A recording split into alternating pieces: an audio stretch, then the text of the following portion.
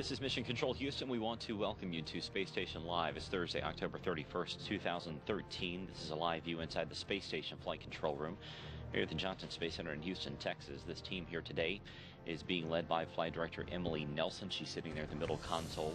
Sitting beside her in the white shirt, David St. Jacques from the Canadian Space Agency. He is today's Capcom, talking with the crew up on board the space station. Expedition 37 is busy and in progress currently on board the orbiting complex. The crew is working on a variety of different experiments and other activities, getting ready for quite a number of busy weeks upcoming. Luca Parmitano and Fyodor Yurchikhin spent their morning conducting some onboard training in advance of the Soyuz relocation that will take place on Friday morning. They're going to be moving their Soyuz that brought them and Karen Nyberg up to the station back in May from the Rassvet module that's on the Russian segment over to the Zvezda service module that's at the back end of the Russian segment. You're going to be undocking at 3:34 a.m. Central Time and redocking at 3:58. We'll have live coverage beginning at 3 a.m. Central Time that morning, but this is going to be making way for the arrival of Rick Mastracchio, Mikhail Tyurin, and Koichi Wakata coming up later on in November. So again, we'll have live coverage beginning at 3 a.m. Central Time as they take a quick trip around the neighborhood and move their Soyuz over from one port to another. Oleg Kotov and Sergei Ryazanskiy are preparing their Russian Orlan spacesuits today for the upcoming spacewalk that will take place on November 9th.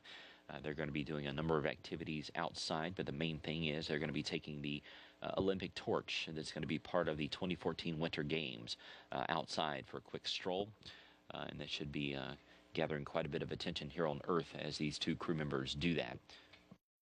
Today they're going to be installing the U.S. spacesuit lights that we use on our NASA spacesuits and the cameras on their Russian suits so we can get a good view of all their activities that they're going to do on the 9th. Their spacewalk will begin at about 8:30 a.m. Central Time, and of course it'll be seen live here on NASA television. Kotov, Ryazanskiy, and Mike Hopkins also have some onboard training today with what's known as the Crew Healthcare System, or CHECS for short. They're going to be practicing their CPR skills and also use the AED. That's just like you would find here on the ground. It's a defibrillator that they use on board. They do this just to keep their skills sharp as they have sort of a mini hospital on board that they're going to be practicing with later on today.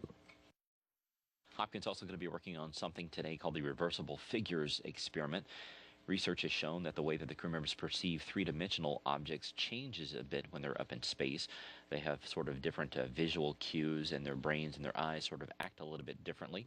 So this research helps determine how the crews use what they call linear cues and different perspectives before, during, and after flight. What they basically do is take a look at some reversible figures, or sort of an optical illusion, if you've ever seen something like that here on the ground.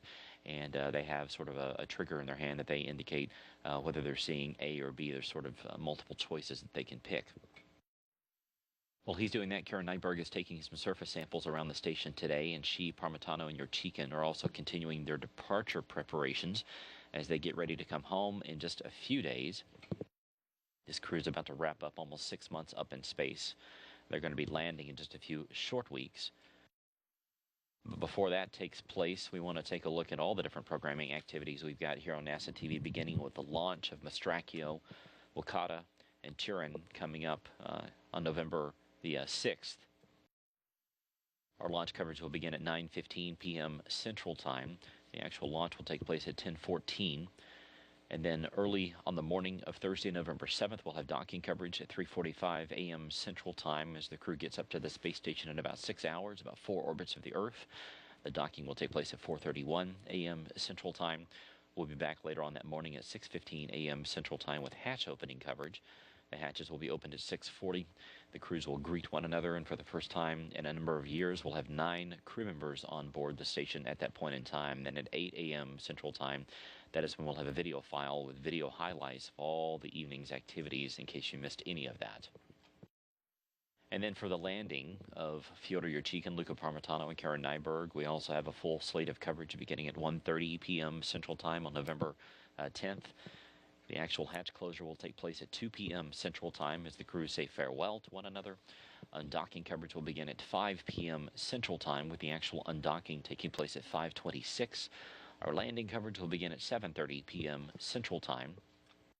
The deorbit burn that will bring the crew back into the Earth's atmosphere and set them up for landing will take place at 7:56 p.m. Central Time, and the actual landing will take place at 8:50 p.m. Central Time. That will be 8:50 a.m. the next morning, Monday morning, there at the landing site. This crew is actually going to be landing in the southern zone near the cities of Karaganda and Zhezkazgan. Of course, there's two different landing zones, both north and south, but this one will be targeted for the south.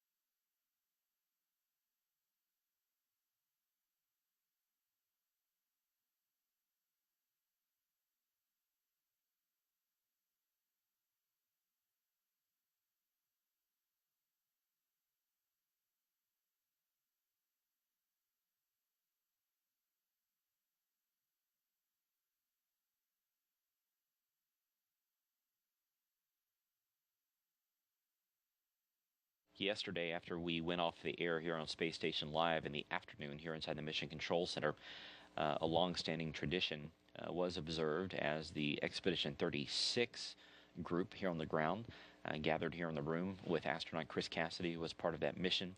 Now that he is back on Earth, he stopped by to offer some words of congratulations, and they hung the official Expedition 36 plaque on the wall. Now that is a high honor for the folks that work here in Mission Control.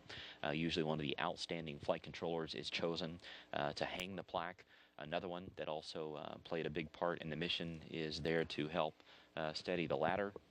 And Chris Cassidy also spent some time with Gary Horlocker, who was the lead flight director for Expedition 36, to offer some words of congratulations and to sort of reflect back on what was an extremely busy and extremely eventful time on board the space station. So now here on NASA TV, we're going to take a look back at some of the highlights from that ceremony here in Mission Control Houston.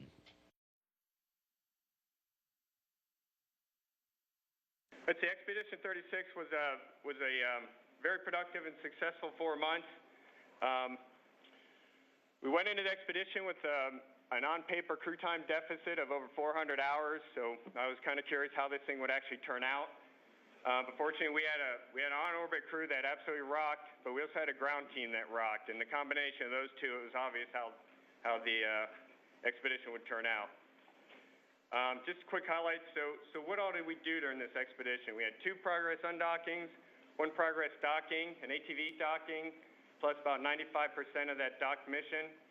We had 2 U.S. EVAs, 3 Russian EVAs, and then an entire HTV mission, all squeezed into about a 4-month period. Absolutely amazing. I'm not usually into mentioning records or paying attention to records, but I'd be remiss if I don't mention that the E35, E36 increment pair set a new utilization record of just over 40 hours a week average. And when you map that against all the visiting vehicles and the EVAs, that's absolutely incredible. I want to go ahead and turn over to Chris for a few words from his perspective, and then we'll go ahead and get a few words from our friends up there on orbit. So really cool to be here today, and seeing this many people really puts it in perspective for me. In space, all we see is, you know, the pointy end of a camera, a video camera, and we know behind there is all the people represented in this room. Karen and Luca know exactly what I'm talking about. So, you know, Luca can show up to an event like this with no shoes on and be eating his pears and things, and it's a non-event, but I can't be doing that right here in this room. But in all seriousness, we interface a lot with the training team pre-flight, so, you know, we get to know those folks. But in reality, we don't really spend that much time with the extended increment team. So it's really nice to be here today and see all of your faces. And obviously, this is more than just 36. We have the other vehicles and things. But what a treat and an honor it was for us to be the crew for you all. And together we, as a whole team, accomplished pretty cool things. And I just got a whole lot of satisfaction out of the color gray. It's my new favorite color in the whole world. So anyways, great to be here today. Congratulations to all of us for doing what we're doing, from Gary all the way down across the board and up to us. Wonderful to be here and wonderful to be part of the team. So thanks very much.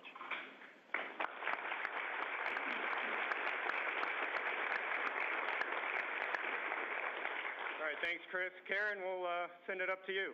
Hello, everybody. We definitely picked up on Chris's philosophy of turn OSPPV gray. That's kind of what we like to do now too. I have been very, very honored to have been a part of Expedition 36, and you know, sometimes I think it's unfair that we get our names on the patches because there's such a huge team that really is doing the work and making it the success that it is. So I wish that everybody could have their name on the patch played. But your name is, it may not be there in words, but it is there in thoughts. And I just want to thank every single person that helped us do what we did on board and make the most of our time here. Thank you so much. Thanks a lot, Karen. Luca?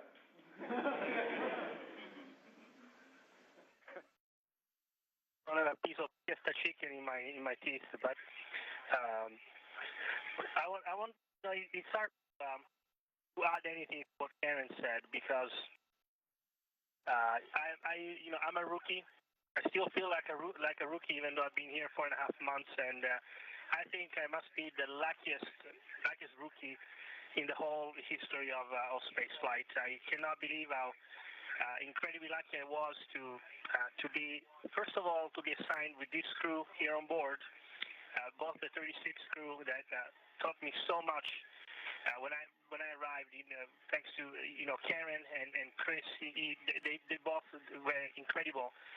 But also on the ground, I found this fantastic group of supporting people that made everything possible.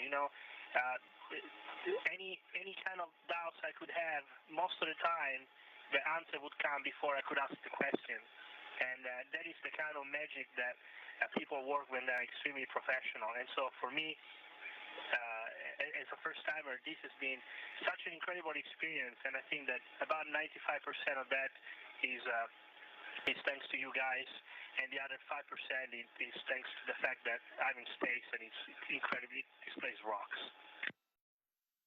All right, very good. Thank you so much. The whole ground team wants to thank you guys for doing so great on orbit and making all of this so successful for both the program and the agency. So thank you so much.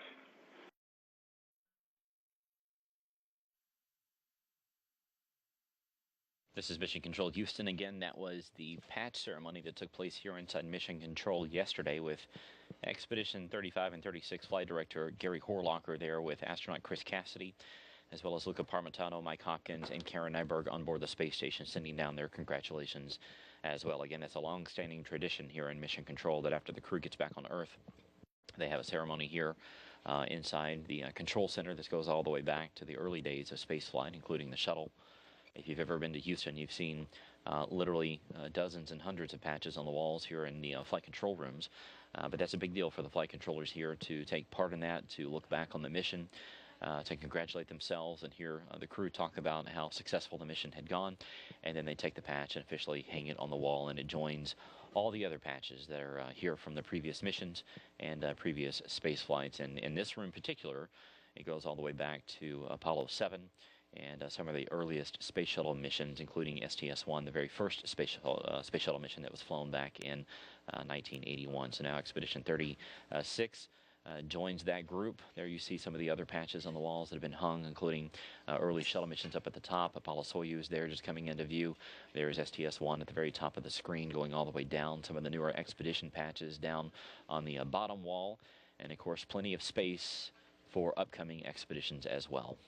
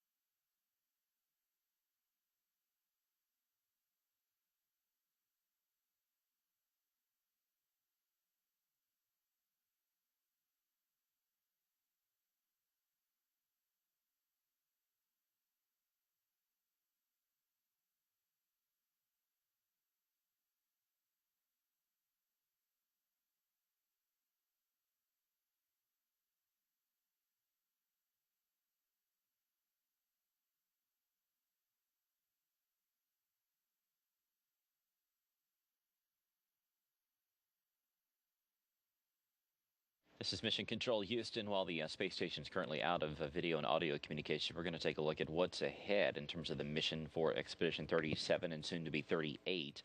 As we talked about, there's quite a busy time period for these crews as they get 9 people on board, 3 Soyuzes, and then Nyberg, Parmitano, and Yurchik can head home. At that point, Expedition 38 will begin, and it's going to be as busy as you can imagine as well. So let's take a look at what's ahead for these crews now here on NASA television.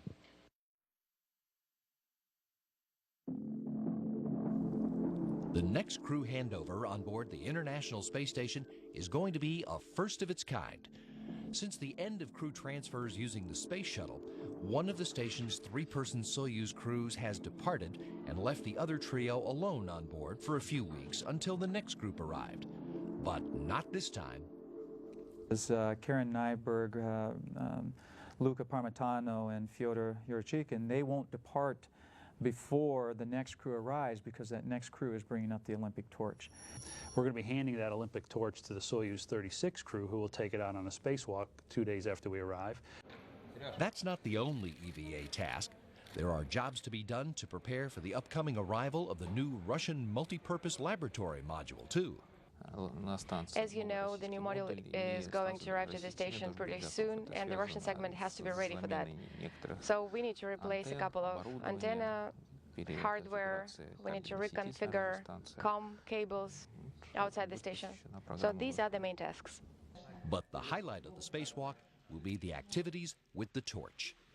They will then hand it to the Soyuz 35 crew, who will then fly that Olympic torch back to Russia. So it's kind of like our own little relay going on up there. Olympic Games is an event that people from all over the world get together in one place and extend friendship through sportsmanship and excellence in sports. So it really fits our vision and goal of International Space Station. That goal is to conduct science research that's not possible on Earth, and to learn what it will take to protect the human explorers who will make voyages of discovery beyond low Earth orbit in the years to come.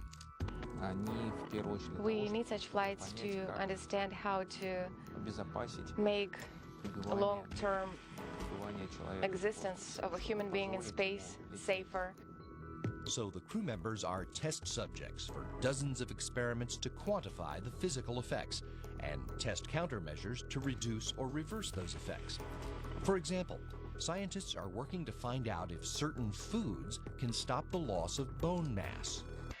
That's where we're looking at the ratio between animal proteins and potassium and how that affects bone loss.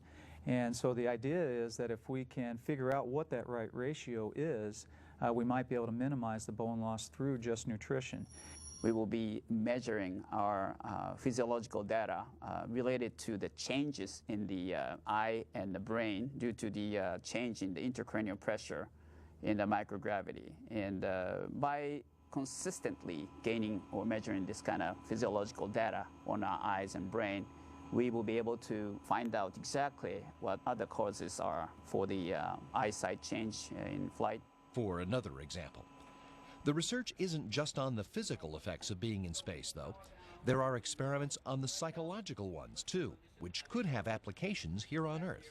But if we're studying psychological aspects, they can be used not just in space exploration, but can be propagated and applied to human relations in general, and are much more in demand in various areas of our human activity, human life. The station is also home to science in other disciplines, which are taking advantage of the unique environment in low Earth orbit. For example, there's MAXI, which is looking at cosmic X-rays, and they've had some very interesting results. In fact, I think they were able to help detect a black hole shredding a star, and so that's just fascinating. If we grow a crystal on board the station, the crystal will be of perfect shape. Crystals are used in the laser industry, in pharmacology, and huge protein molecules, which are very important in healthcare. We're also looking at how pathogens interact with cells in a micro-G environment. And then on the other side of that, we have experiments where we're looking at how things burn, how things combust in space, so we can better understand why things ignite, how things burn, and then better understand how to keep materials from burning in whatever the situation may be. Station crew members will attend to a whole range of science experiments during their stay on board. They've also trained for planned and potential spacewalks and to receive shipments of supplies in a variety of cargo vehicles. By February, they'll be ready to watch some of another international gathering, the Winter Olympics in the Russian city of Sochi. These two projects are devoted to the improvement of the communication, interaction, cooperation, people, different countries, different cultures. That is why the Olympic Games and the station are very much alike in this sense. Expedition 38 gives way to Expedition 39 when Kotov and his Soyuz crew return to Earth in March, and Wakata takes over, the first Japanese astronaut ever to command the International Space Station. Japan is very happy to have this opportunity to have ISS commander from the Japanese Astronaut Corps. It's a big challenge for me, and I'm just fortunate to be able to learn a lot from my previous ISS commanders and shuttle commanders. Wakata's crew will grow by 3 when another Soyuz arrives a few weeks later, carrying NASA astronaut Steve Swanson and Russian cosmonauts Alexander Skvortsov and Oleg Artemyev. Those 6 crew members will work together until Wakata, Turin, and Mastracchio head home in May, having made their contribution to achieving a dream of humankind. We want to go out and see what's out there. We want to know more about things, and we can't just do that through robotic systems. We have to send people to see things up close and personal. So I think it's very, very important to get folks into low Earth orbit. It's very, very important to get folks beyond low Earth orbit. And this is just one small step in that long, long journey.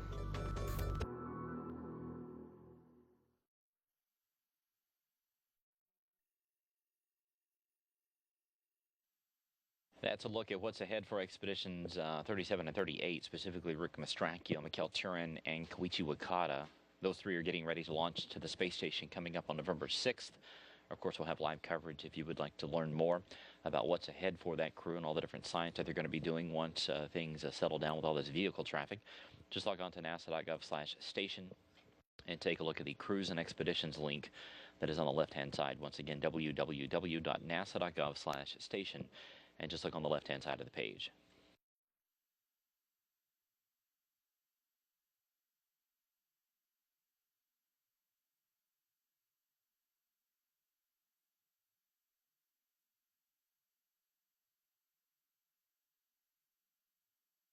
Here's a look right now down the road from us here at the Johnson Space Center at the Neutral Buoyancy Laboratory. That is the 6.2 million gallon pool that we have here that the crews practice for spacewalks and activities outside the station. Right now in the water is Terry Virts and Butch Wilmore.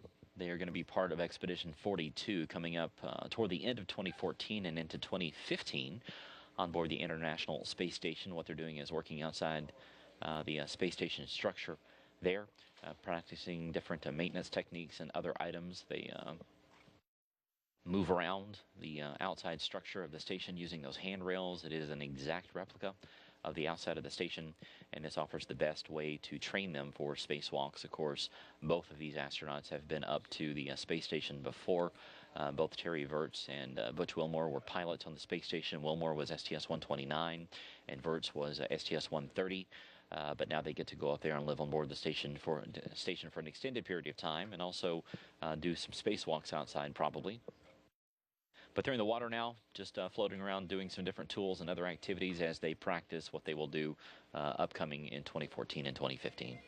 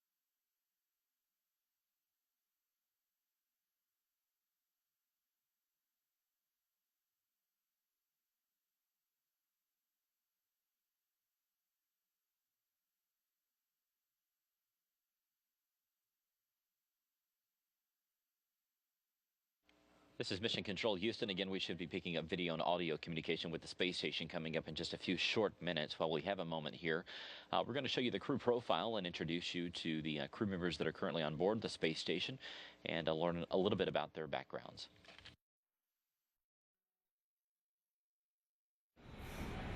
Enjoying the opportunity to fly in space while aiding in the pursuit of knowledge are common traits among the 6 members of the International Space Station's Expedition 37 crew.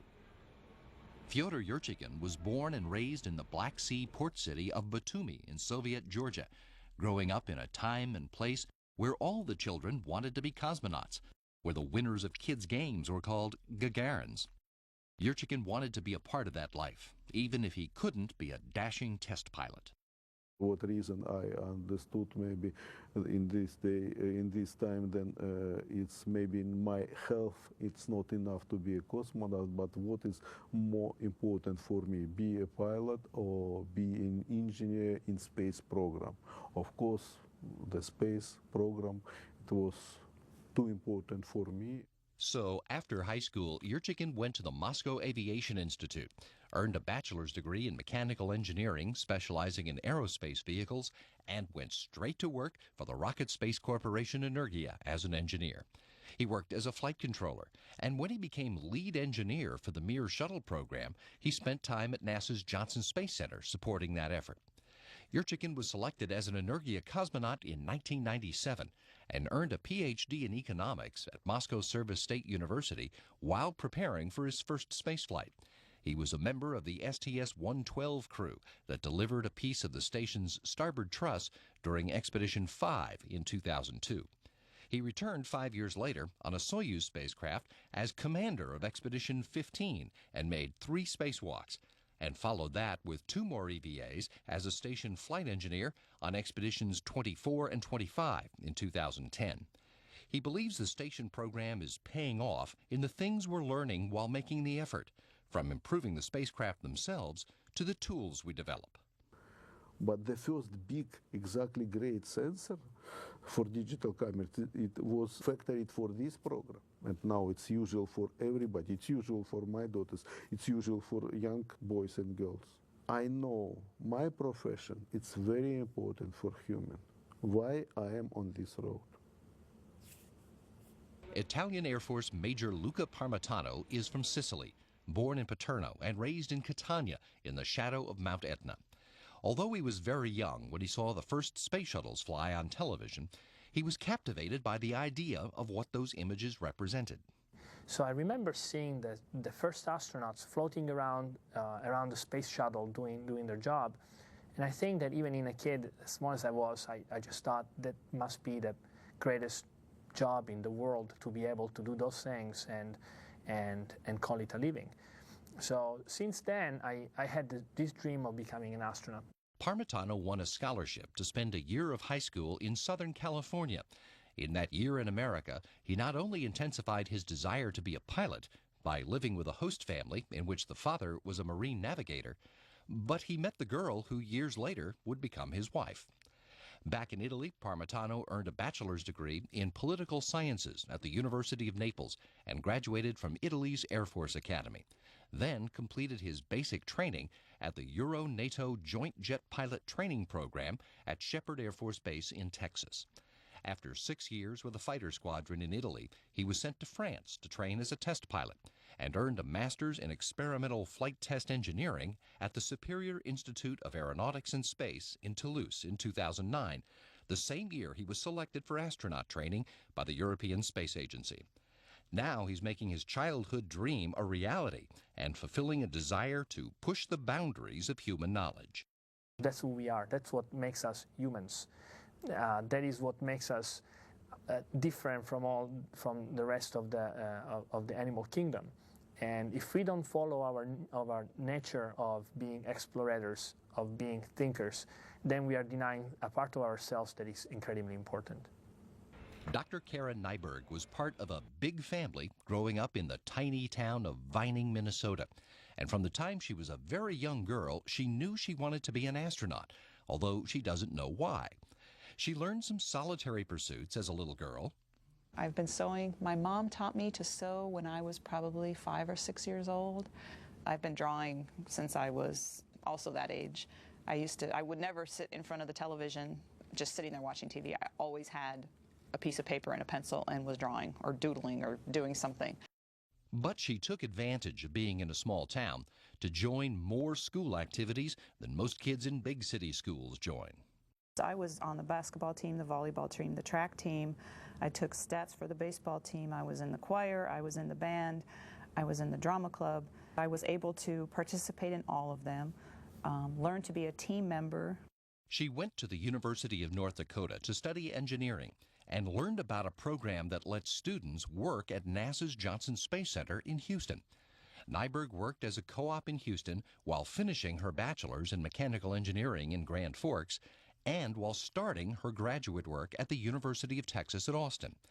After she finished a master's and a doctorate in mechanical engineering in Austin, she returned to JSC, working full-time in the Crew and Thermal Systems Division for 2 years before she was picked for the astronaut program in 2000, where she met her future husband, fellow astronaut candidate Doug Hurley. Nyberg was part of the STS-124 space shuttle crew that delivered the Kibo laboratory module and Japanese robotic arm to the International Space Station in 2008 and was the first person to ever operate the shuttle robotic arm, the main station arm, and the Japanese arm. She's confident this mission will appeal to the adventure seeker in today's kids. I think a lot of it is based just on human nature, that we are all very curious people. Human beings like challenges, and this is an ultimate challenge. Dr. Oleg Kotov is a native of Simferopol in what is now Ukraine. But as the son of a Soviet military officer, he grew up all over Russia and had his sights set on the military for his own career by the time he finished high school in Moscow. I decided to become a military officer as well, like my father, my grandfather. However, I kept dreaming about space, and while I had to select my major, I was very careful about it, and I became a military surgeon in the area of aerospace medicine. After graduation from the Kirov Military Medical Academy, Kotov went to work at the Gagarin Cosmonaut Training Center as a doctor, studying altitude physiology and the effects of spaceflight on the human body. At the same time, he studied diagnostics and methods of pilot selection and also earned a degree in patenting. In 1996, he entered Air Force Pilot School and was selected for cosmonaut training. He made his first spaceflight in 2007 and completed 2 spacewalks as a flight engineer on Expedition 15. He did another EVA during Expedition 22 before becoming commander of the station for Expedition 23 in 2010. Kotov then served as deputy chief of the GCTC before starting training for this mission, which presented another opportunity to fulfill the human instinct to learn new things. It's a desire to understand the world around you, to expand the area where we live, to explore the space, Mars, Moon, other star systems. So it's a question about a desire to learn something new. Dr. Sergei Ryazanskiy is a rarity among Russian cosmonauts, one who was born and raised in Moscow. As the son of engineers and a grandson of Mikhail Ryazanskiy, a leading Soviet engineer specializing in missile and spacecraft radio guidance, Ryazanskiy had his sights set on a career in science at a young age. When I was a child, I wanted to become a biologist. So I was studying in a specialized school where we were majoring in biology, so I knew that I would be a scientist. I think I knew that since I was in the 6th grade. I knew that I would try to go to the Moscow State Universities, where he graduated with a degree in biochemistry and went straight to work at the Institute for Biomedical Problems at the Russian Academy of Sciences. His specialization in ways to prevent the adverse effects caused by the absence of gravity got him involved in the space industry and sparked an interest in becoming a cosmonaut himself. In 2003, he was selected to join IBMP's Cosmonaut Corps and completed basic training at the Gagarin Cosmonaut Training Center. In 2006, he earned his doctorate in physiology and space medicine. And in 2009, he was crew commander in a 105-day-long isolation experiment known as Mars 500. By 2010, he was certified as a GCTC test cosmonaut, which he calls the most interesting job in the world because it combines so many things. Anything you can think of is combined by this profession. And being part of this industry is very interesting. You have new technologies, new approaches, and you're always on the edge, so to say. You always know the latest developments. It's very interesting to live this life. It's very interesting to train for this life. That's why I became cosmonaut. U.S. Air Force Colonel Mike Hopkins is from South Central Missouri, born in Lebanon and raised a few miles away on a farm outside Richland. He credits his small-town upbringing for his getting the chance to try everything in high school, not only football and other sports, but all school activities, and for developing his interest in engineering.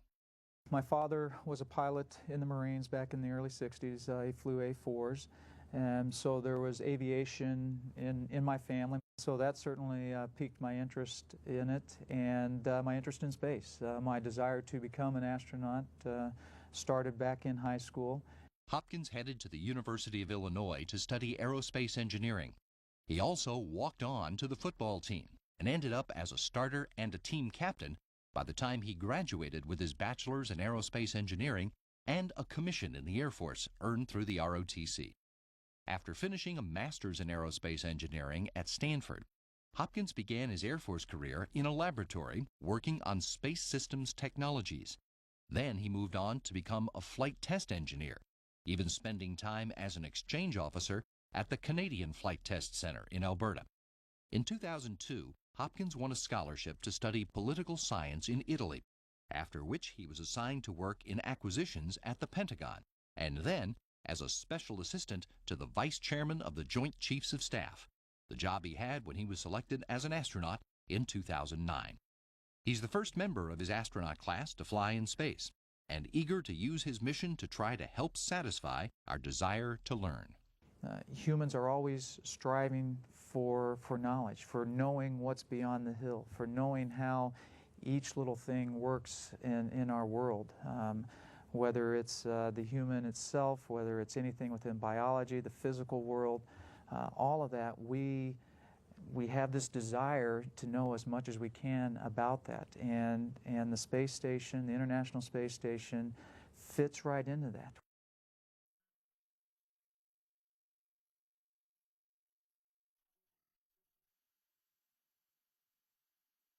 This is Mission Control Houston. Again, that's a look at the crew members currently on board the International Space Station and their backgrounds. If you would like to learn more, just log on to nasa.gov/station. Take a look at the crew information there on the page and read about their biographies.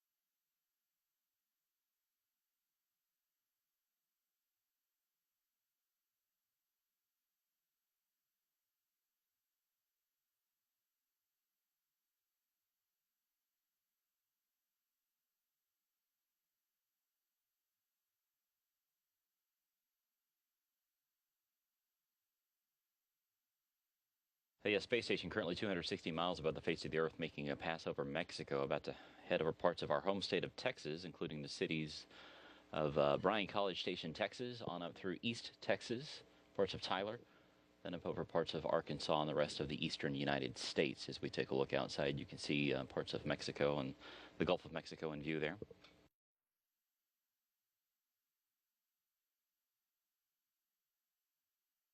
This view gives you a good look at the U.S. segment of the space station.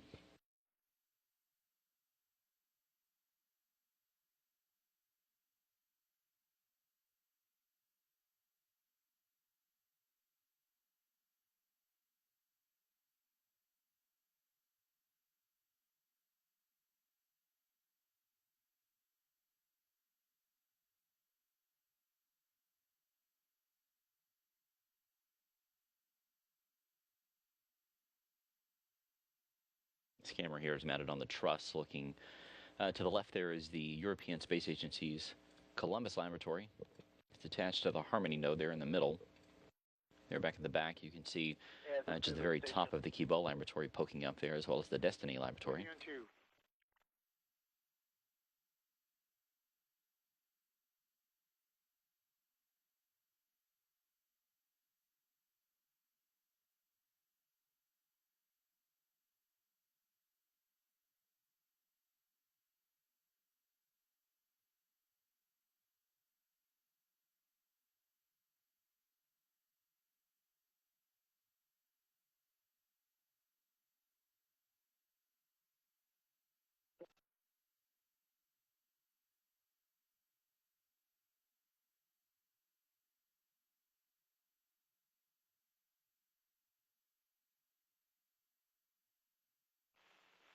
Stations given onto full mic for SLT reboot.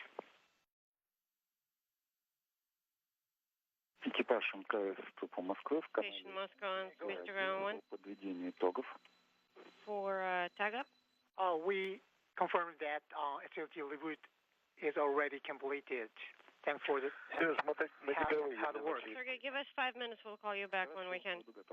Okay, I'll stand by for you. Thank you, and sorry about the confusion at the beginning. The way I read the procedure, I thought that there were 2 SLTs deployed and that I needed to just reboot one of them. So my fault on that. Sorry about that.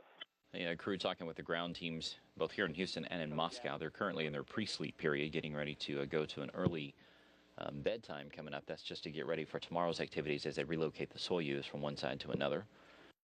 Well, we have a second here. We're going to talk. We're going to hear from Karen Nyberg as she was talking about different career choices and her reflections on what led her to become an astronaut and the different things that she's chosen to do over her careers, and some advice to people here on the ground.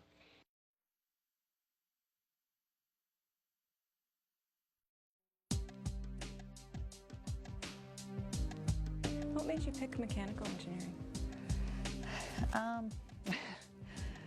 It was the most, I think mechanical, I think I'm very visual, and to me chemical engineering was not visual, electrical engineering was not visual, but mechanical for the most part, although then I started studying heat transfer, which ended up being my favorite, and that part of it is not visual, but you know, originally looking at all the disciplines of engineering, mechanical was the closest to the way my brain thought at the time.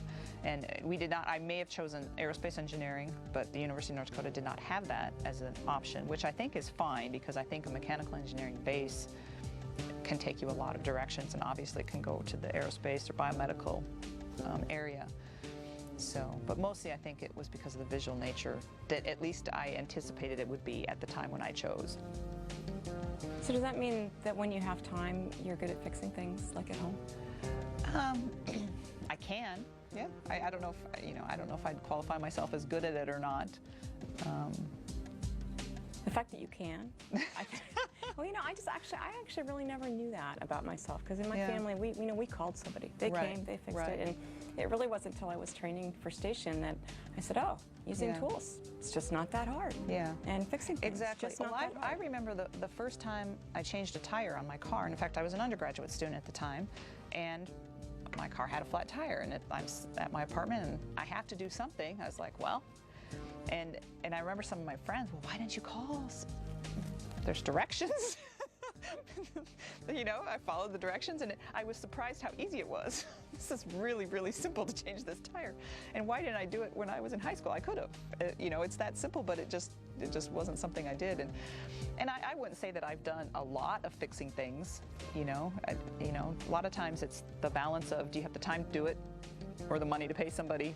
You know, even though you have the capability to do it, you just don't, because there's other things you'd rather do. But I feel that I could, if I needed to, a lot of things. I mean, the fact that you're up there fixing things on the space station, I mean, things break, things need maintained, and the fact that you're up there doing it with your hair all big and wild is really going to speak to a whole generation of girls who are just going to think it's really normal to be the one that fixes things. That's great. I think that's great. I hope that what we do in space can reach those girls that may not think that that's a possibility. What do you think it'll be like to be the only woman on the crew? Well, I was, for STS-124, and actually having started engineering when I was 18, 19 years old, I was always one of 20% or fewer females. Oftentimes the only girl in the class, sometimes one of 2 or 3 girls in the class. My engineering graduating class, I don't know, somewhere between 15 and 20% of us were females. And so that's just normal to me. It doesn't seem unusual. And I think just because, starting at that age, I was in groups where it was mostly boys or men, it doesn't seem unusual to be a part of a crew that I'm the only female. It's kind of standard for the way I've known things to be. What do you think girls today need to know that they don't know? Like, what would you encourage them about? I think it's important that girls know they can be the fix-it person, the smart person, and still be a feminine person. They can still enjoy girl things. You don't, just because you like girl things, to sew, you like pretty dresses, whatever it happens to be, you can still be the smart person who can figure things out and who can get dirty and fix things. And you don't have to be one or the other. There's a combination that you can be. And I think that's important for girls to know that. There might be a perception that if you choose engineering, you're giving up something. I don't know. And I hope that girls don't think that. But if they do, I would like to be able to show them that you can be both. It's possible. What about having a family? Do you think you have to choose? No. I don't think you have to choose. I think it's important that you have, that your husband is obviously on the same page and believes the same way that you do about it and supports what you're doing. But I think absolutely it can work. You can be a supportive mother, be a good mother, and still have the career that you dreamed about having.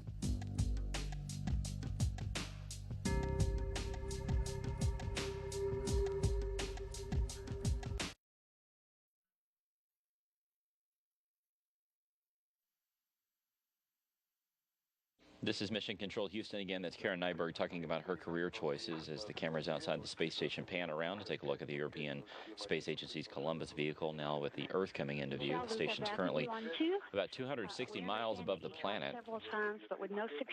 Right now it's passing over the Great Lakes region just to the east of Toronto, heading up over parts of New York and Vermont, and soon over parts of Canada. You didn't copy because I didn't tell you. Yes, I did. I've been going back and forth between Charlie 11 and Charlie 6, and I don't hear anything. There's no contact, no background noise. I've been calling the CQ call sign, but I have had no joy so far.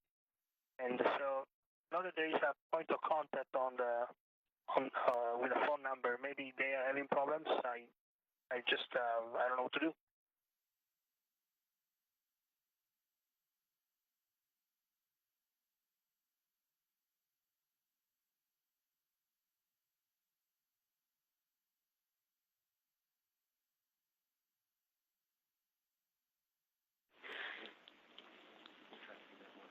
Okay, Luca, thanks for all that information. We're going to take that and run with it and try to find out an answer. It doesn't look so promising that we'll get you one before the end of the pass, but please rest assured that we'll take care and at least find out what happened. I just feel bad for the people down there. I'm going to wait until the end of the pass for sure, hoping to get some contact, but I think that there's some prevent the contact from happening. But I'll be here, and at least to let them know that I was here and I was trying to get contact, but I wasn't successful. And Luca, thanks again. We copy all that. We're certainly going to pass that along, and we'll make our best attempt if you speak to the students today to get them back on the schedule.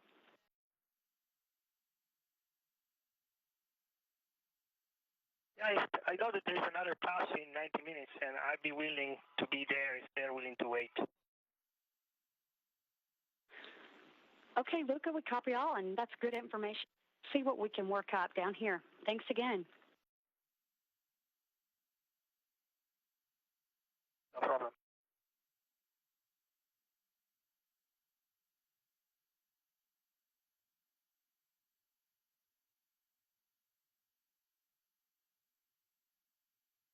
Luca Parmitano there talking with the ground teams as the station continues to orbit high above Canada, about to make a pass over the Atlantic Ocean. The crew is in their pre-sleep period now, basically winding down for the day. They've got an adjusted schedule today because they're going to be getting up quite a bit earlier than normal to do the Soyuz relocation later on tomorrow morning. So the crew is actually going to be waking up at about 8 o'clock p.m. Central Time tonight, 9 p.m. Eastern Time. They'll have a quick chat with the ground teams around the world in their daily planning conference, and then they will get this undock and redock underway. As we mentioned at the top of the broadcast, we'll have live coverage beginning at 3 a.m. Central Time, 4 a.m. Eastern Time tomorrow morning, as the Soyuz TMA-09M that brought up Fyodor Yurchikhin, Luca Parmitano, and Karen Nyberg back in May is also the one that's going to bring them home coming up in November. It's going to be moved over from the Rassvet module, which you see the icon here. The Rassvet is right there. It's that box-looking thing that points down toward Earth on the Russian segment. But they're going to move it over a few feet over to the Zvezda service module back there at the back. And that'll be its home for the next week or so, a little bit more than that. Temporarily, that'll open up Rassvet for the arrival of Viktor Mastracchio and Mikhail Tyurin and Koichi Wakata coming up the first week of November. So sort of an air traffic control maneuver that's being done to move the Soyuz over, open up a port, and then we'll have 3 Soyuzes on board coming up in just a few short days. But that undocking should take place tomorrow at 3:34 a.m. Central Time. It'll take just a few minutes, a little more than 20 minutes to move it over, so it should be redocked by 3:58 a.m. Central Time. And if you miss any of that, don't feel like waking up that early. Of course, we'll have highlights of it tomorrow during Space Station Live, which will air here on NASA TV at 10 a.m. Central Time, 11 a.m. Eastern Time.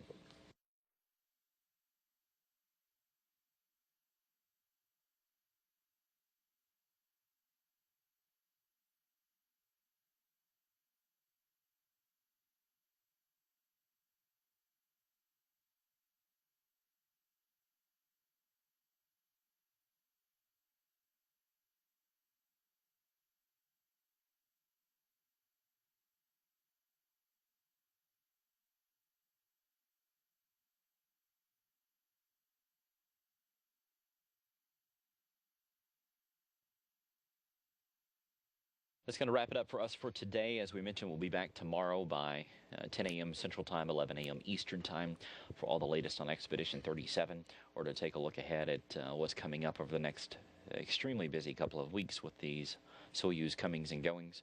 Just log on to nasa.gov/station to take a look at what's ahead, and also our NASA television programming for the next several weeks as we bring you live coverage of an extremely busy time aboard the International Space Station. So we'll see you back here tomorrow at 10 a.m. Central Time, 11 a.m. Eastern Time here on NASA TV. This is Mission Control Houston.